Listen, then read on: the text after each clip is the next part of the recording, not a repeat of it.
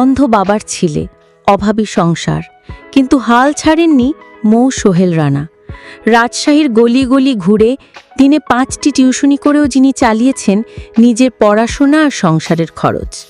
আজ তিনি বাংলাদেশের পররাষ্ট্র ক্যাডারের একজন গর্বিত কর্মকর্তা। নওগাঁর মহাদেবপুরের ছেলে সোহেল। ছোটবেলা থেকেই অভাব তাকে বাধ্য করে পড়াশোনার পাশাপাশি কাজ করতে। বিশ্ববিদ্যালয়ে ভর্তির পর শুরু করেন টিউশনি। 2014 সালে তার বাবা ব্রেন স্ট্রোক করার পর সংসারের বোঝা আরও বেড়ে যায়। অন্ধ বাবার পাশে দাঁড়াতে দিনে দিনে আরও বেশি পরিশ্রম করতে থাকেন তিনি। রাজশাহীর ইংরেজি বিভাগে পড়া সেই ছেলেটি দিনে কখনো 5টি টিউশনি করতেন। প্রতি টিউশনিতে পাওয়া যেত মাত্র 100 বা 200 টাকা। তবু হাল ছাড়েননি। শুধু আর্থিক সংকট নয়, চাকরি না পেয়ে আত্মীয় স্বজনের কটাক্ষ সহ্য করতে হয়েছে তাকে। তবু ভেঙে পড়েননি। দিনের পর দিন 10 থেকে 12 ঘন্টা পড়েছেন। নিজেকে ভেঙে আবার গড়েছেন।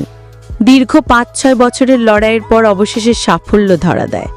প্রথমে তিনি শিক্ষা ক্যাডারে নির্বাচিত হন। এরপর 44তম বিসিএসে নিজের স্বপ্নের পররাষ্ট্র ক্যাডারে জায়গা করে নেন। সোহেল রানা বলেন, অনেক দিন ধরে স্বপ্ন ছিল পররাষ্ট্র ক্যাডার হওয়া। আল্লাহর রহমতে তা পূরণ হয়েছে। বাবা, মা, স্ত্রী আর বন্ধুরা সবাই অনেক খুশি। তরুণদের প্রতি সোহেলের পরামর্শ, সফলতা চাইলেই হবে না, তার জন্য থাকতে হবে কঠোর পরিশ্রম, আত্মবিশ্বাস আর একাগ্রতা। দিনে অন্তত 8 থেকে 10 ঘন্টা পড়াশোনা ছাড়া এখন বিসিএস কঠিন। যে তরুণ একসময় বই কেনার টাকায় কষ্ট পেতেন, আজ তিনি শত শত তরুণের অনুপ্রেরণা। ভবিষ্যতে প্রবাসী বাংলাদেশিদের কল্যাণে কাজ করার আশাবাদও ব্যক্ত করেছেন তিনি। অদম্য ইচ্ছাশক্তি আর কঠোর পরিশ্রমী যে সফলতার চাবিকাঠি, সোহেল রানা তারই এক উজ্জ্বল উদাহরণ।